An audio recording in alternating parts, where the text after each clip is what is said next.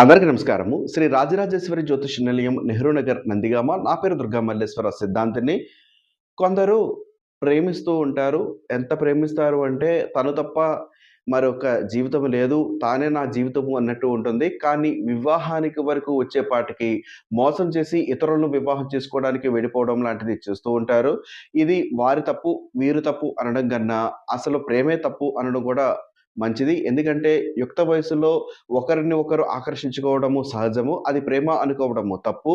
పెద్దలు నిర్ణయం చేసినటువంటి సంబంధాలు చేసుకోవడము మంచిది. ఏ కాలమైనప్పటికీ కూడా నలుగురిలో మాట్లాడడానికి కానీ, నలుగురి దగ్గరికి వెళ్ళడానికి కానీ పెద్దలు చేసినటువంటి సంబంధము చాలా గొప్పది.